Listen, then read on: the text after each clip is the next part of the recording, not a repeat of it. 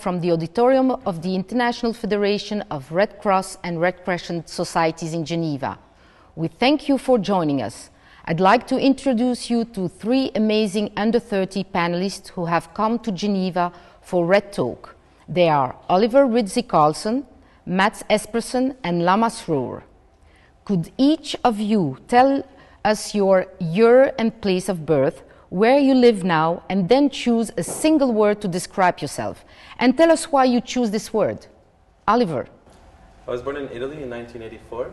My mother is Italian and my father was from the US. But I've been living most of my life here in Switzerland, which I call home. So I guess I would say that I'm mixed.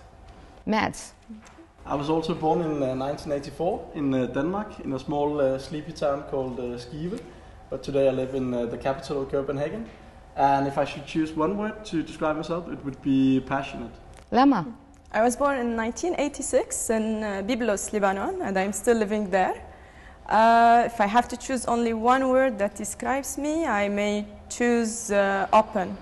Because I'm open to diversity, open to change, open to new ideas, open to everyone, ideas and cultures.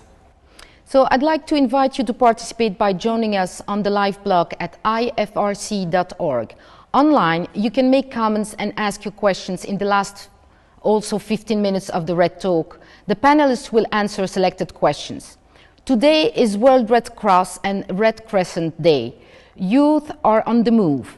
Half of 13 million Red Cross, Red Crescent volunteers worldwide are young people. The Red Cross and Red Crescent recognizes the important value they bring to our communities by leading positive change on a daily basis. Young people all over the world face unprecedented challenges in today's globalized society. Thank you to all those who shared their stories on the blog.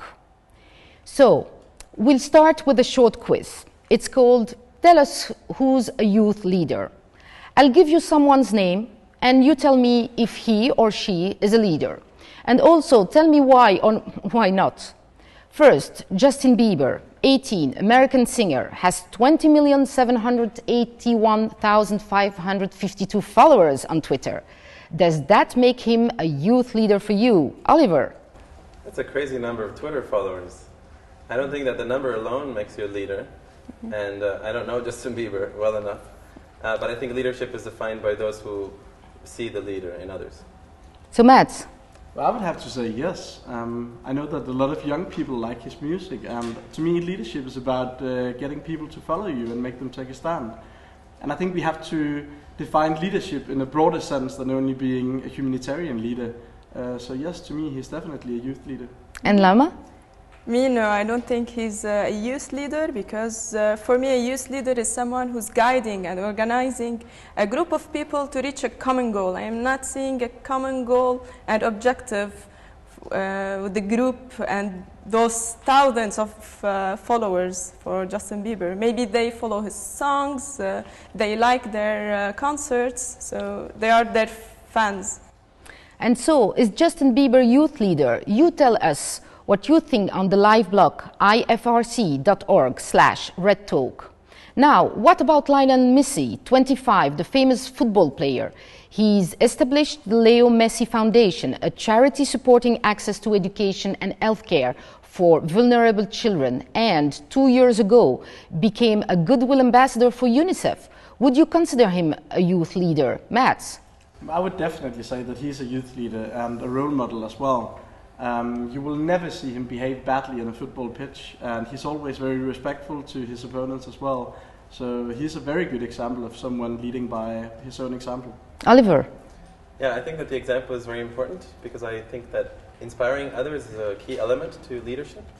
So again, I don't know him personally, but I think that there's quite a few elements for him to be a good role model. And you, Lama? I think he's a good role model. Maybe he's not a youth leader, because there is no certain and specific target group that he's leading. But he has all the skills and he's influencing a lot of people. And what about Mark Zuckerberg, 28, the founder and chief executive of the social networking site Facebook? Mads? I think he's a very good example of someone very young being able to lead a very large organization. But I think there's a difference here between being a youth leader and being a good youth leader. And having seen the Social Network movie, I'm not sure that I would like to adopt his leadership style. So, Oliver? I also don't think that he's a leader, because I don't see him trying to use his influence and how people know him in order to change something or to lead youth somewhere specific. So I would say no. Lama? Maybe he's a genius, but not a youth leader. I'm one of the followers, if you may say followers. I'm using maybe daily the Facebook, but I'm not influenced by him. So let's talk about who your role models are. Can you tell us about one person who made a difference in your understanding of the world? Mads? Well, I think to me role models are the ones who grew up to be leaders despite their difficult childhoods and despite difficult circumstances. The ones who are able to change their own situation are for me true role models. Not long ago I actually met this young man at a party in Denmark, and his name was Amir, and he told me that he had been coming to Denmark as very young, being a refugee, and he spent his whole childhood in the Danish asylum system. And one summer he joined a summer camp organized by the Danish Red Cross Youth, and the meeting with these committed young volunteers actually made a difference for him. So today he is himself a committed volunteer working with young immigrants and trying to influence them in a good way. So to me he's a true role model. What about you, Oliver?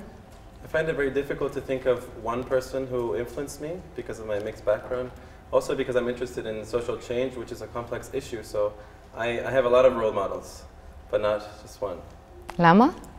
I also have more than one role model, but if here we should focus on who is the person that really influenced my way of understanding things and understanding the world, I may say Henri Dunant, the founder of the Red Cross, the person who really gave me the chance to be one of the 13 million volunteers around the world. And being one of the volunteers, this really made a big change in myself.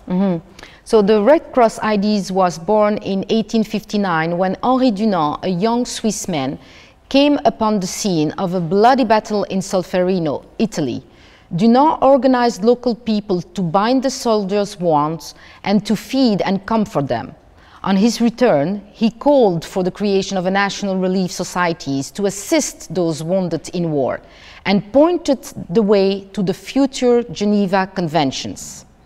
Diane, a 20-year-old volunteer from Costa Rica Red Cross, defines youth leadership as a young leader is a person between 12 and 35 years old with a positive attitude to life, with constant challenges, with a universal vision. What would you add to that, Mads? First of all, I think it's a very good definition that Diane has brought up here, but I think I would add the word action. I think it's good to lead by vision, but in order to lead, you have to put your visions into action. So, Oliver? And I would add to that the kind of action that inspires me, that makes somebody a leader for me, is action on social systems and trying to really live out that change so that they can be inspiring. Lama? I may add that he's someone that really have great influence on a certain group, and they have a common and clear objective and goal, working together to find this and to reach their goals. So, to your point of view, is there an age limit to become the head of your organization? Oliver? No, well, our organization, the United Network of Young Peacebuilders, is a youth organization. So by definition, everybody is youth, which means that you can join only if you're under 30, and then by the time you're 35, you have to leave. Mads? I don't think we have an official age limit, but I think it would be very difficult to be the head of the organization if you were below the age of 18. And Lama? There is an age limit, which is above 25. Okay, so tell us, how old was the youngest president, chair, or secretary general in your organization? Mads? Well, I think without offending anyone, I can say that they weren't young. The ones that I have worked with have all been in their 50s or 60s. Okay, and Lama? She was in her early 40s. So why aren't 20-year-olds running your national society, Matt? Well, I think we have a challenge as a movement. We don't tend to value creativity and openness and other things that young people bring to the table as much as we value experience. And there seems to be an understanding that in order to lead, for example, a national society, you have to have at least 30 or 40 years of experience. So I think that's perhaps the reason why. In Denmark, the Danish Red Cross Youth is run by an executive director who is in his early 30s, and he's running an organization with 25 employees and more than 4,000 volunteers. And he's perfectly capable of doing that, but I don't think he would have a chance if he would be running to become the Secretary General of the National Society. And Lama? I do totally agree also with Mads, because we also put more attention and we focus more about and we value the experience and years of experience, as you said. But I may also say that even if we're not the Secretary General or the President of our national society, we are also engaged in decision making, and having this merge between the experience of old members and the new spirit and innovation and the willingness of change that young people brings, this may also be an added value for the results we may do. So Lama, how would you make the case to your leadership that young people are a good investment? Yeah, I can find the reason why investment in youth is not a good investment, because when we invest in youth, we invest for today and for tomorrow. Youth today, they are in leadership position. They are taking decision, and they have the full power of change. So if they want to change, they have the power and they can do this change. So when we invest in youth, we invest our society. We build our society and our future, because they will be also tomorrow's leaders. So as much as we encourage them, as much as we empower young people, we may make sure that we're having a better environment and a better culture. So Matt? Well, I have to agree with Lama. I think we have to invest in young people in a long-term perspective. We can't rely on the older, more experienced volunteers forever. And I think we have to remember that these experienced volunteers have gotten their experience from somewhere. At some point, they have been given a chance to take up a leadership position. And I think there's also a short-term perspective to this question, in the sense that we need young people to lead our organization today as well. Young people have a different approach than older volunteers. In Denmark, we're working a lot with peer-to-peer education, and that can simply not be done by an older volunteer. So we need the young people not only for the future, but also today. So now a question for Oliver. How would you make the case for the added value of youth peace builders? Can't old people build peace? Yes, of course. And I think in that question of added value, there's sort of an assumption that young people or anyone might not have added value. And I think it's very important to shift to a perspective that realizes that we need everybody to be involved. We need all the people we love and all the people we hate, and we need the trees and the birds, because it's all a system. So we can't separate and say, I'm going to take over or you are. And historically, older people, because of the experience, they have been in positions of power.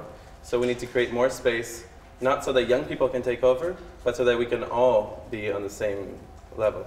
So I have now a question for the three of you. So what specific activities in your organization have contributed to your development as a youth leader? So Matt?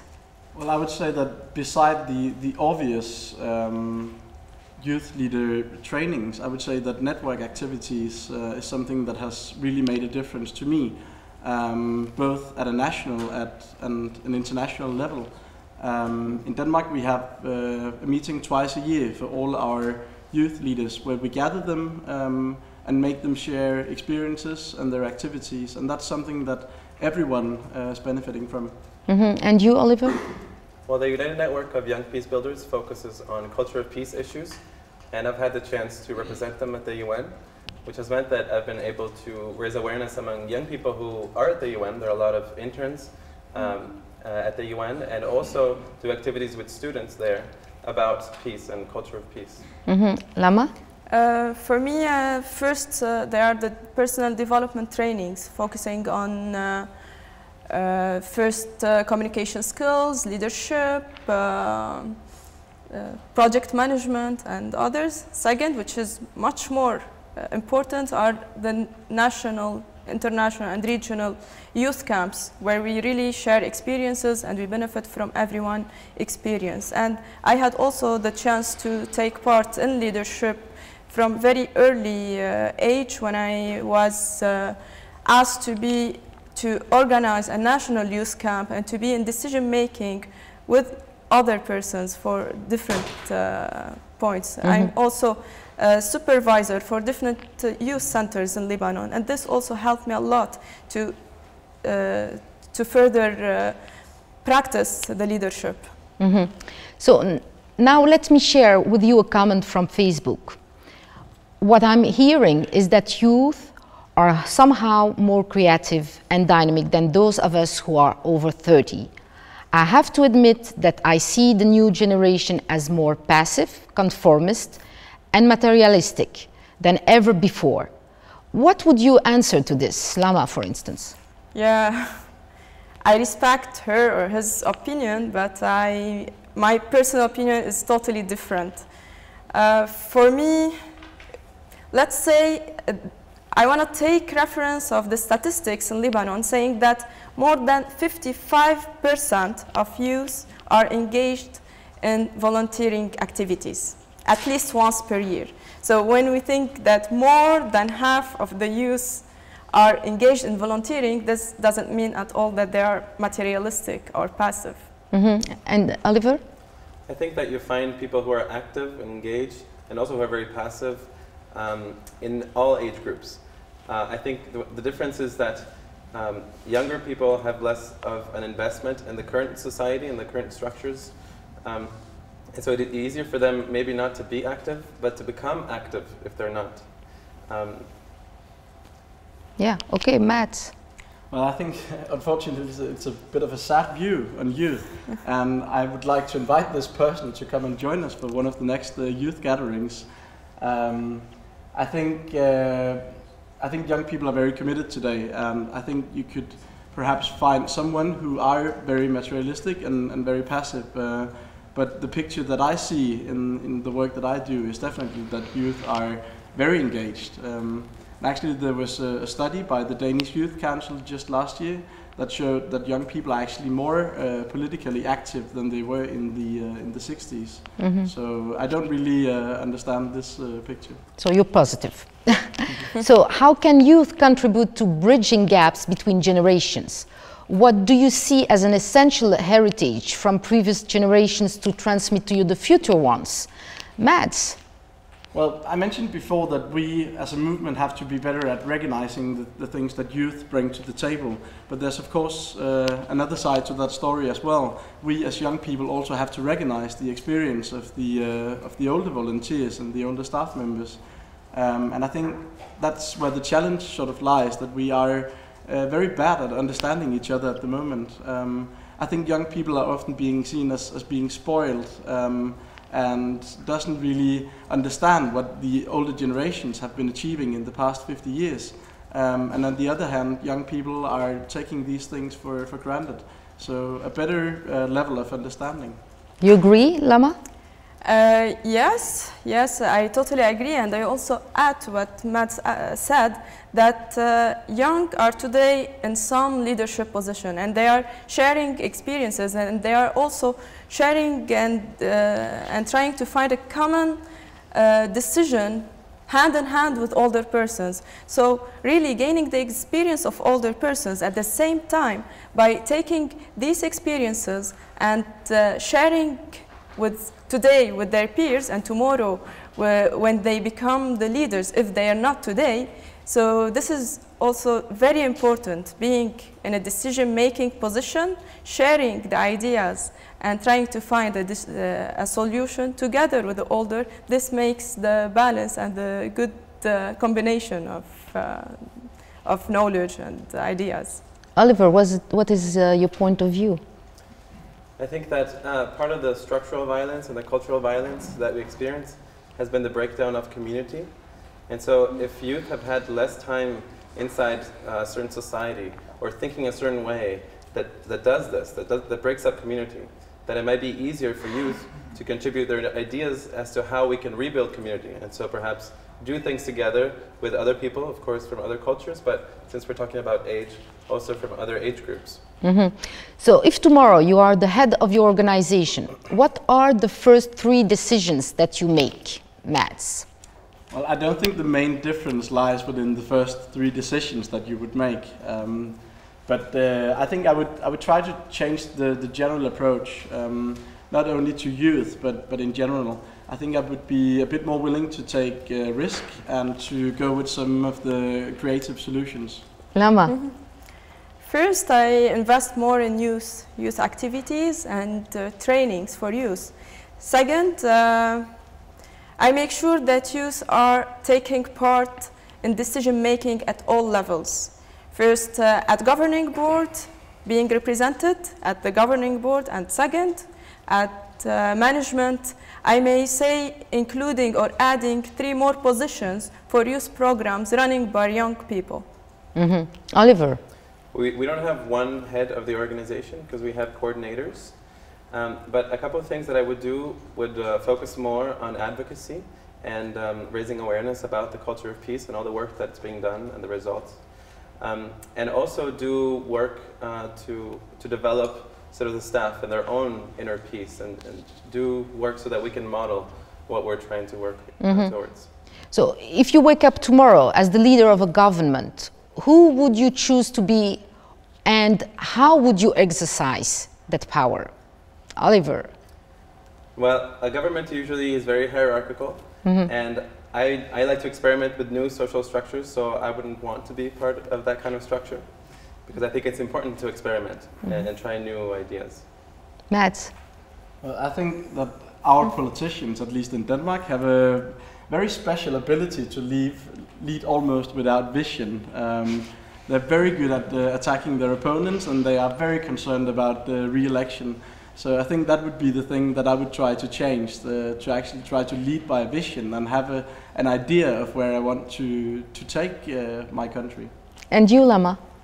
It's not an easy question, but if it ever happens, I may choose to be the leader of my own country, because in order to be an effective leader, I should know very well the environment of the country or of the group that I'm leading.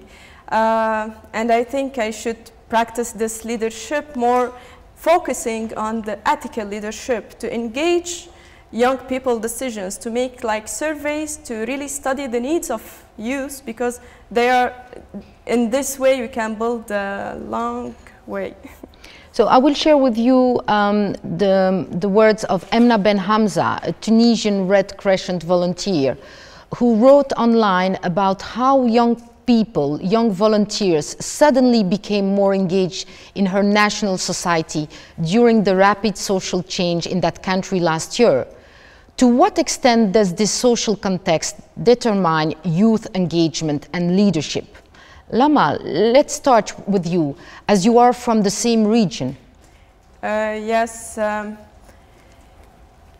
By nature, youth, they are the power of change, and they really engaged in change whenever they are really influenced and convinced by the cause. If they really believe with the cause, they engage themselves more and more. That's why we can see a lot of young people, they are calling for a certain cause, and they are together working and making change. Mads, you're not from the same region, but what is your opinion? It's actually been quite inspiring following this whole Arabic Spring. And I think the social context is really important, because as a youth leader or as a change maker, you have to believe that your actions will actually create a change. And I think that's what we have seen in the Arab region. So yeah, definitely making a change. But I think also that we have to understand that the social context is not always external given. you as a young person can influence the social context as well. There were one person who had to be the first one out in the streets to fight for the revolution. So, yeah, and you, Oliver? I think that where the structural violence and the physical violence is sort of most intense, that becomes, of course, a prime reason why people decide to make an effort and make a change. I think in other contexts, the social situation might not have as big of an impact, but there are other factors that come into play, such as your philosophy, maybe your family, or your personal interests, and those are just as important.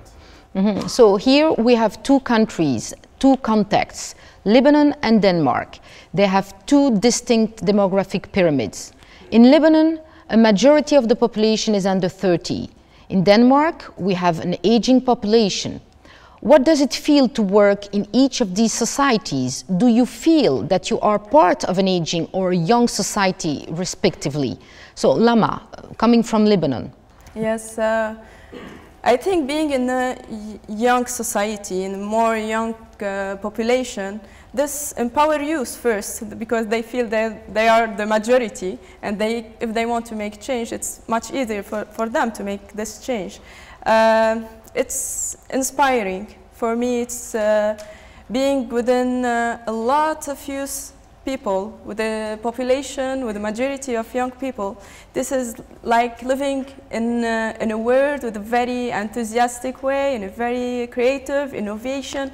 And this also makes the peer education more applicable and more easy to make a change. So, Mads, the Danish. Well, in Denmark and I guess in Europe in general, we're definitely seeing these demographic changes.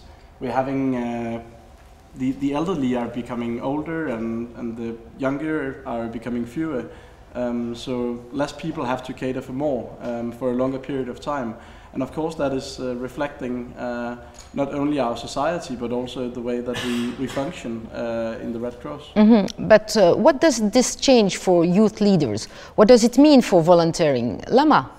Yeah, when there's the majority of youth, we may have, for example, in Lebanon, there's more than the half volunteers of the Lebanese Red Cross are youth. And when you have really a very big network of young people involved in volunteering, this makes more innovative ideas to bring. And this also helps us to make the awareness at all levels, because when we want to make any kind of awareness, we should first start awareness with young people and children. And for this to be really successful, we need young people to drive it. So this is why the peer education is recognized as the most successful way of education and building a culture of nonviolence and peace, building a culture of awareness regarding all the issues, or environment, health. Matt? Well, we're definitely seeing it in in the way that we're organized in our activities as well. We have a lot of young people volunteering for the youth organization, but once they turn 30 or 35, they leave because they're starting their professional careers. They're having families, and very often we don't see them again until they join the Red Cross as 60-year-olds when they are about to retire. So it's a huge challenge, I think, and with these demographic changes, this intergenerational gap widens even more. And I think there's a risk that the activities and the way that we meet our beneficiaries becomes very fragmented. Oliver? Well, I think that, my experience has been in aging societies as well. And I think it makes it very difficult when you cannot relate to others because you have such different life experiences, not only the kind of era that you're living in, but also your age and your experience. So I feel sad that where I've lived, young people have had a hard time relating to older ones and vice versa. And because there has been this separation of community that I referred to earlier. So I think it's very important to rebuild that so that we can work together. But the three of you are bright, successful youth leaders by most measures of success. Can you tell us about a time you failed? What did you learn from this failure? Lama? when you think about failure, it's not like the major failure in life. Every day there's different failures at different levels. But I may think and remember once when I was responsible for gathering 500 volunteers doing a national youth camp.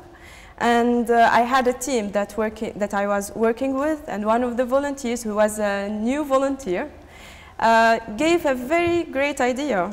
At that point, I was like rushing. I want to make the decision very fast and run with making decisions. And I didn't put attention to what he actually said. And later, I discovered it was a great idea if I took it into consideration. Yeah, I learned a lot from this, because today I may take really every single person's point of view when taking any kind of decision. And I really rely on the group dynamics and the group decision. Oliver. Once at my university, there was a group of us students who, we had a lot of ideas for how to change things. And I was representing this group of students both with the rector and also with the council of the university at one point. And in my interactions with them, I had the feeling that the message was getting across, that we were understanding them and vice versa, and we had sort of a common basis to work on. Mm-hmm. And then only later I realized that actually there was no sort of strong connection that we had on which to do all this from. So I realized that we wanted to facilitate a process of change inside the university for everybody's benefit, but I realized that there was a process to the process, which was building the rapport and the relationship with those people, which I hadn't realized that wasn't there. Mm-hmm. So that taught me a lot. So obviously, I mean, you have learned a lot on your own through your engagement in civil society. Can you tell us what role your mother and father or close relatives had understanding and making sense of the world and your decision to do something about it? What will you tell your own children? And will you encourage them to become youth leaders? Mads? Well, I've actually always been more influenced by my friends than my family, I guess, but all of them have been very supportive, and I think that's been very important. And I don't think I would encourage necessarily my future children to grow up to become youth leaders, because it's a very difficult task sometimes. Sometimes when you function as a youth leader, you have to make yourself unpopular, and it can feel quite lonely sometimes. So I think youth leadership has to be driven by passion, not parents. Mm-hmm. Oliver? In my case, also my family didn't really play a big role, but a lot of my friends and teachers and so on allowed me to try to discover what it was that I was really passionate about. And I think that that is important as a parent, to allow yourself to discover what you're passionate about and do that. And not to have being a leader as a goal, but just really doing something that you're really passionate about, because you will do it well, you will try to model it, and that will be important for others to take inspiration from it. Mm-hmm. Lama? My case is a bit different, because I had really a support from my parents. And since I joined the Red Cross, I was like 15 years old, and I had to pass some weekends outside home and pass a lot of time in volunteering. So sometimes if the parents they don't believe in this volunteering, they may not let their children, 15, 16 years old, to go this direction, and they may focus only at studies and work, so much more than volunteering. Maybe because my father was also very activist in civil society, this may encourage him to encourage myself in this. I do the same with my children. I encourage, definitely, I encourage them. It's only, first of all, encourage them by letting them experience themselves and take their own decision. Mm-hmm. So 10 years ago, you were teenagers.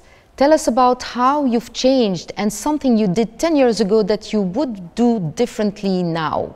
Oliver. So 10 years ago, I was always trying to help my friends and my family and everybody. And that was just, I had finished high school. It's the same summer that my father passed away. And so it was a big turning point in my life. And I realized that I really loved helping others, but I realized that I was doing it to an extent where I was not taking care of myself. And I realized how important that was so that I could take care of others as well. Yeah, Matt. I think 10 years ago I was just about to finish high school, and shortly after that I went to Uganda, spent half a year there, and I was really trying to save the world on my own. And I think today I know that that's perhaps not possible. You need to work together, and so today I work more on trying to create some structural changes than creating change on my own. Lama. Yes, I think since 10 years till today, the major thing that changed is the way I take decisions. I focused a lot on short-term result 10 years ago, and today I focus more on long-term, and I really put attention on the consequence of that decision and try to find a common ground and a win-win situation. So let's talk about the practical aspects of leadership. What skills do you feel are most needed to fulfill the role and responsibilities of a leader? Matt? Well, I think it's not very practical, but I think empathy is really important. The ability to put yourself in another person's perspective will always create better solutions. If we look at the more practical aspects, 2 years ago the Danish Red Cross Youth initiated something we call the Leadership Academy, which is a 2-week-long training program for young Red Cross and Red Crescent volunteers from all over the world. And some of the things that we are trying to teach these young people are project management skills, negotiation skills, knowledge about the Red Cross and the Red Crescent history, principles and values, so sort of these things. And we're actually having the next Leadership Academy in August this year, and hopefully it will be something that we will continue to do in the years to come. Lama? I think first is communication skills. When we think about communication skills, it's about being an active listener, to be really, to engage others in your communication, to put yourself on others' shoes. You should have also being non-judgmental. Non-judgment. You should drop biases, and you should also use your critical thinking in order to take any decision you should take.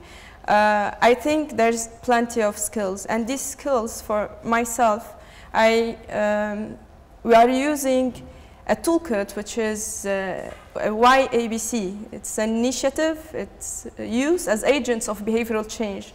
It really helped myself and then the community to further practice these skills and develop these skills. Oliver?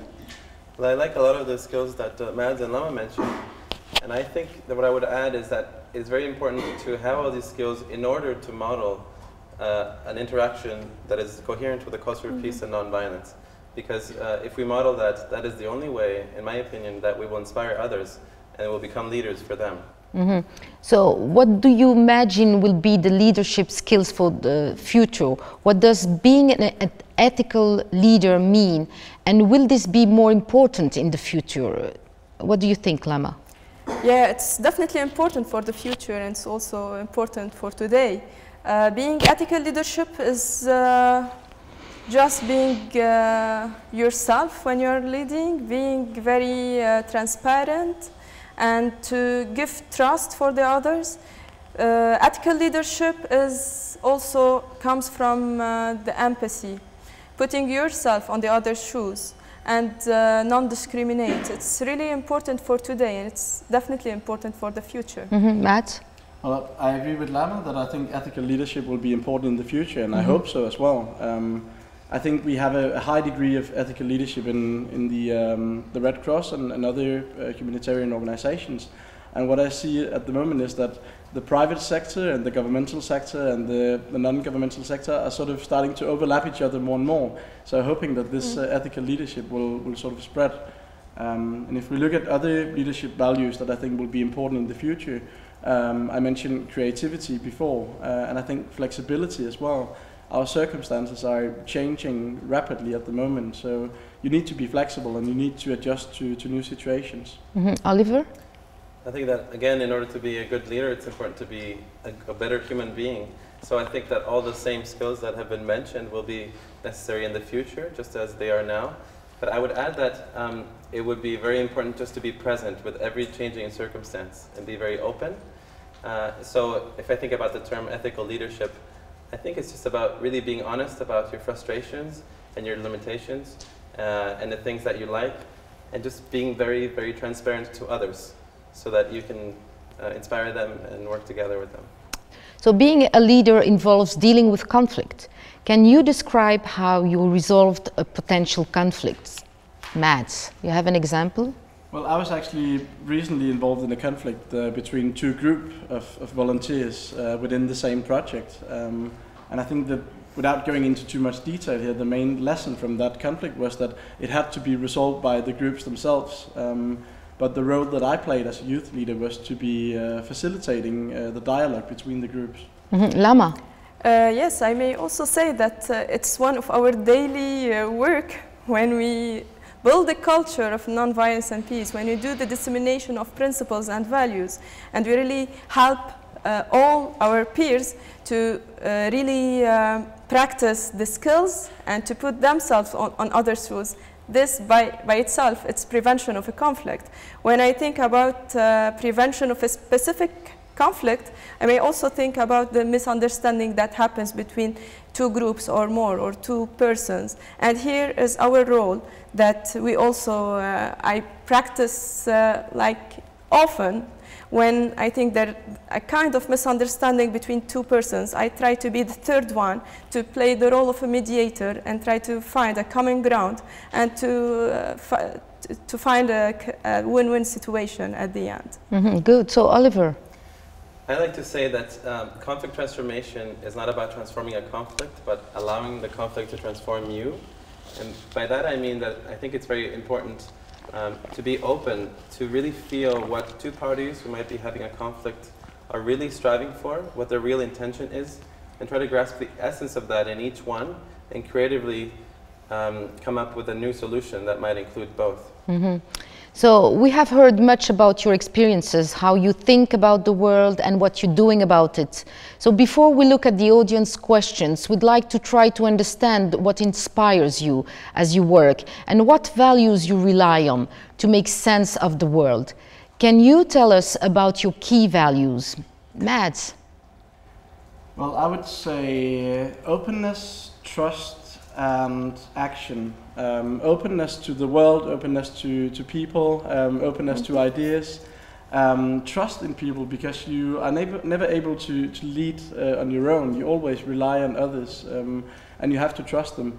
And action as the third one, not only putting your ideas into action, but also acting when you see that the trust is sometimes broken. Lama? I may also say openness. But I may add non-violence and non-violence, critical thinking, and non-discrimination. Oliver? For me, diversity is very important because I think it's very much linked with sustainability, which we talk about a lot, but we don't realize that even when we're having a conflict, it's because one is trying to exclude the other, and that is not sustainable ultimately. So diversity is something that it needs to be valued and sort of made thrive, I think is very important. And it's linked to self-expression. I like self-expression because I think there's an assumption that people have sort of some obscure needs and we need to refrain the evil. But actually I think that if everybody were allowed to express themselves, and so if we had a space where diversity were encouraged, I think we would find so much beauty in people and so much beauty in events and things that happen organically that we would be very much surprised. So what does peace mean for you? Mads? I would say the ability to coexist with respect for each other's differences. Oliver? I like to think of it as a space where there can be a dance of diversity. So actually I like to say that I want to have a conflict. By that I mean I want to have a difference and have sort of a contrast, because that is what life is about. And I don't like this idea of peace as being quiet and homogeneity and conformity, because I think that it suppresses a lot of what is alive. Lama, do you agree? Yes, I agree, and I also add that peace is about a life where there's no discrimination, no violence, no conflicts, no wars. So it's just respecting for human being, human dignity, and respect for all the diversity. When I listen to your answers, I would ask you, do you believe in a culture of peace and non-violence in an increasingly violent world? Mads?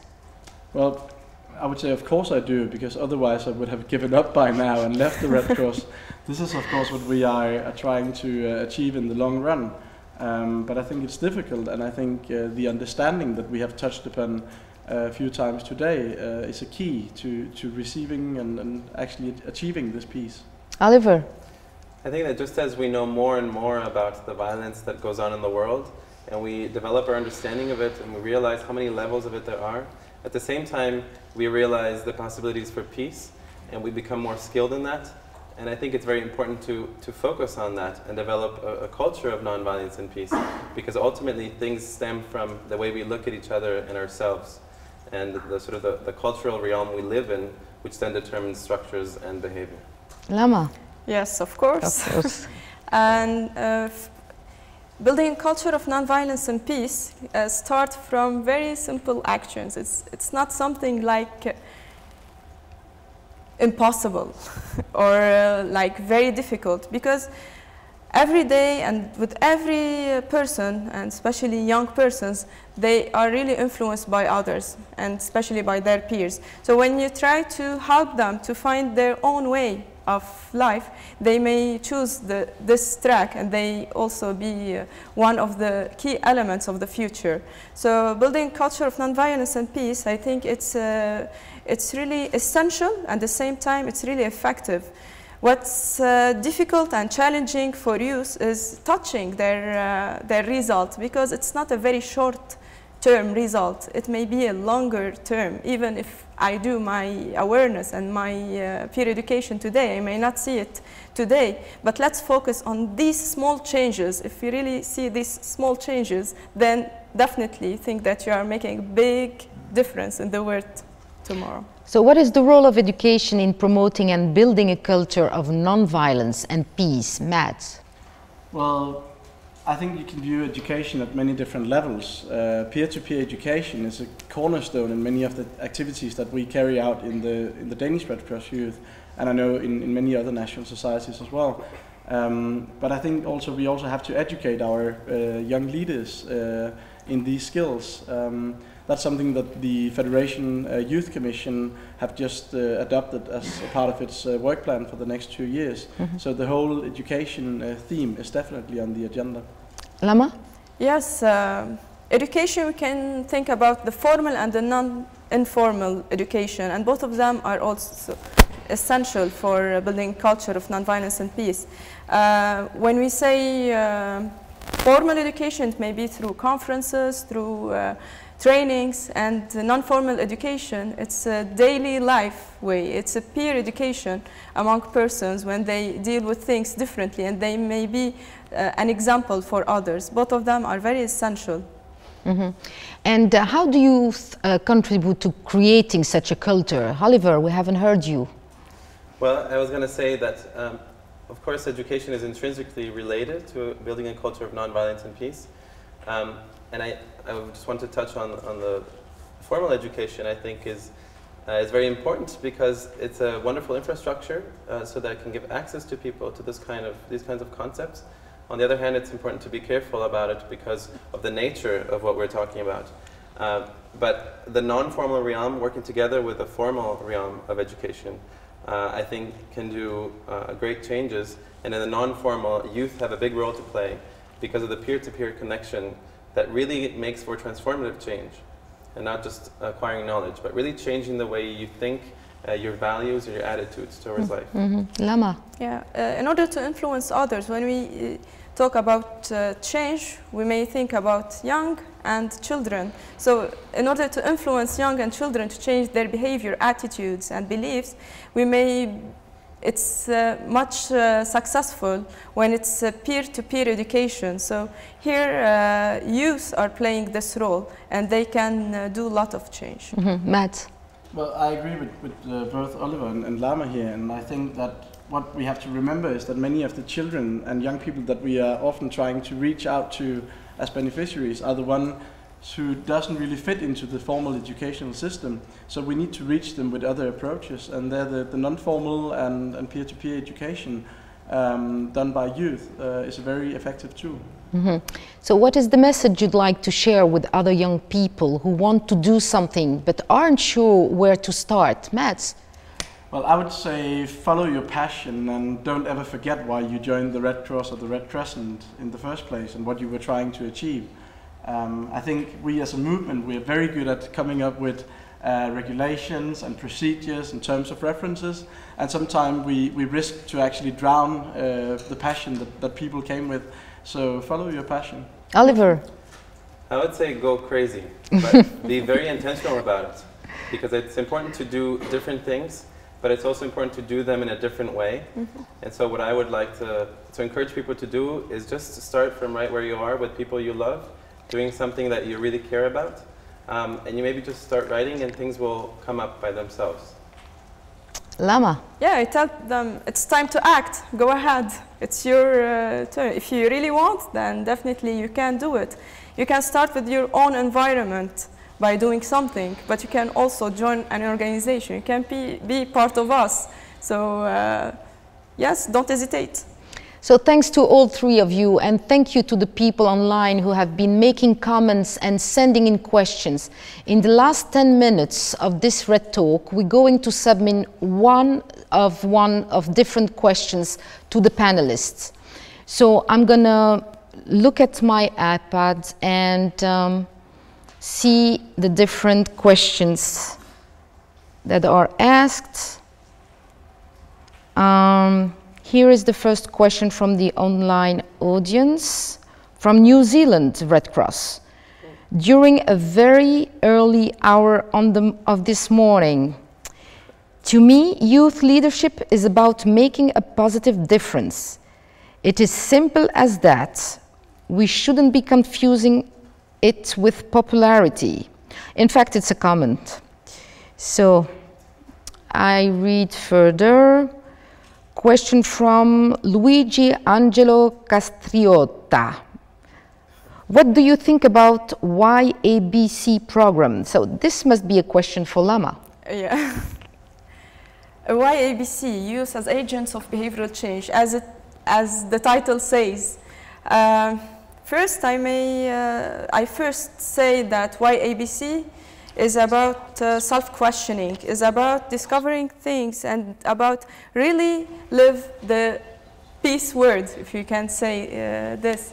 YABC influenced myself, and I think that I'm really influenced and I took things differently now.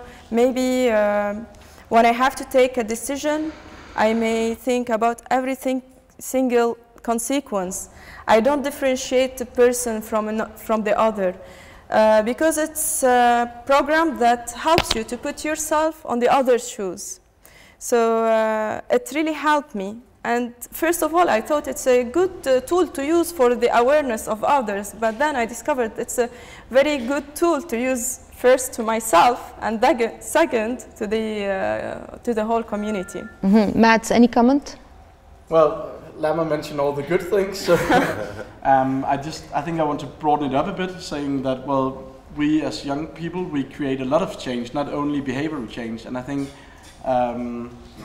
we need to just remember that youth are creating change with a lot of different programs and a lot of different initiatives around the world. I was just in Sofia 2 weeks ago for the European Youth Coordination meeting, and just hearing about the different programs that are being carried out by young people all over Europe, we're definitely creating more change than just inner change.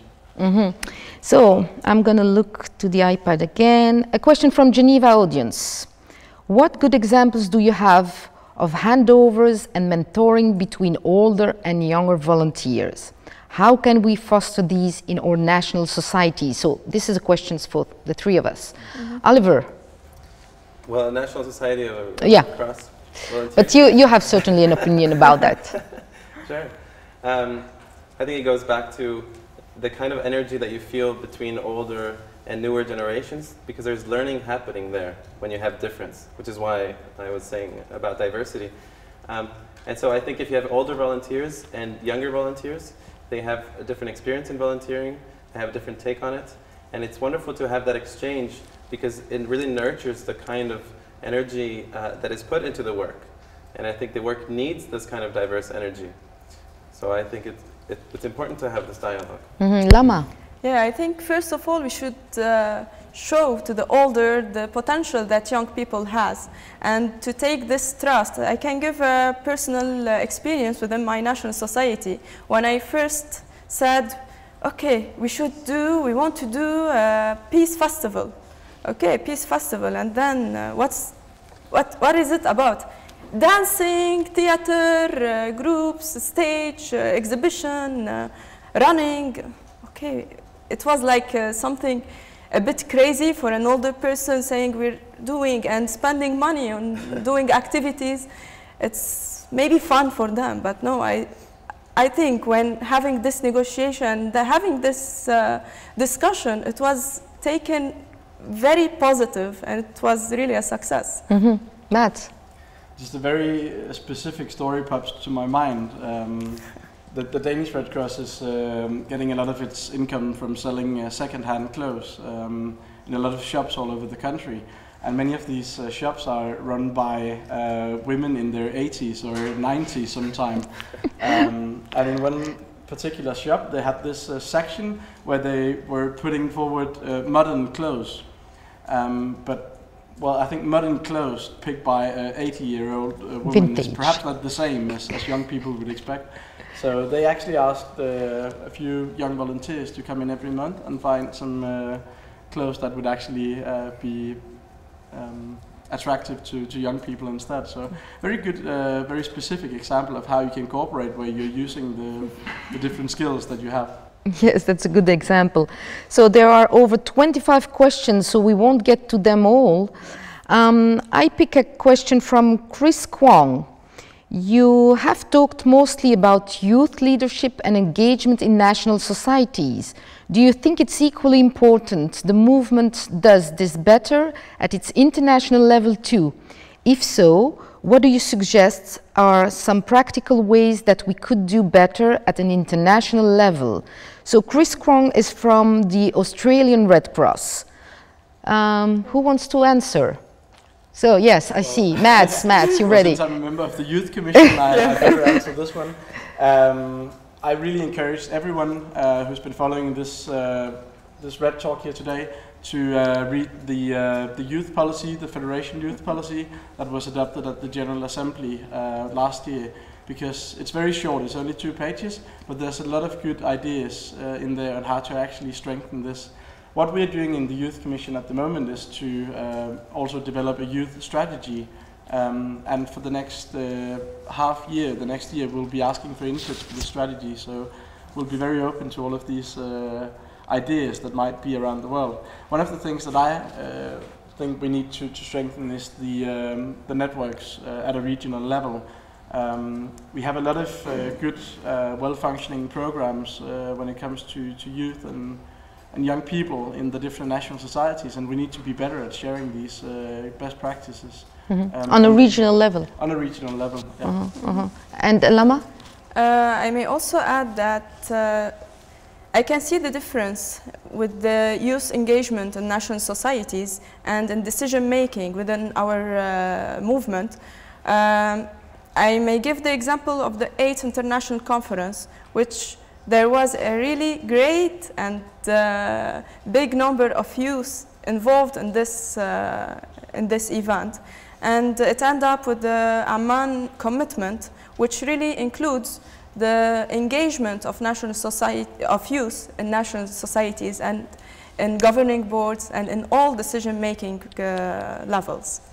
Thank you, Lama. So I think we're reaching the end of the show. So one last question. From Tanya, I think as we're growing up, it's easy to become overwhelmed by news, facts, and figures thrown at us. What has kept you going during such phases? So, Oliver, we haven't heard you.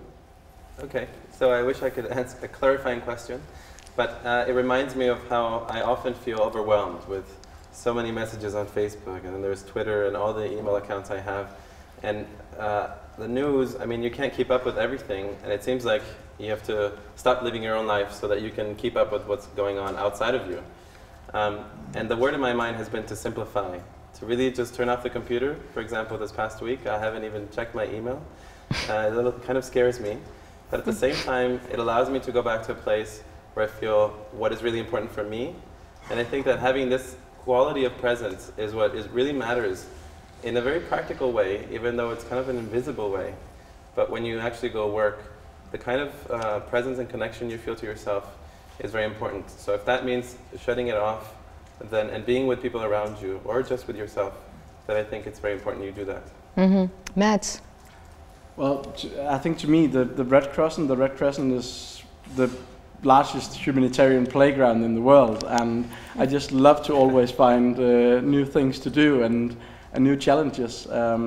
So to me, I think I understand the challenge that sometimes you receive so much information and there are so many possibilities, but I think at the same time as it's a challenge, it's also what keeps me going, so yeah.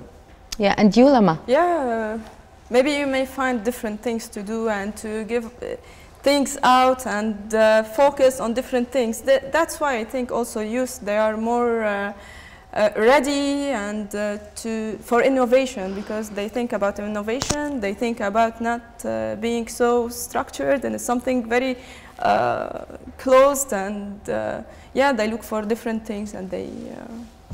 So, Oliver, you would like to add something? Yes? Oh. No? Nothing special? Okay, so that was the last question. We thank you all three for your participation. And you can continue asking your question on ifrc.com on the internet. And thank you so much.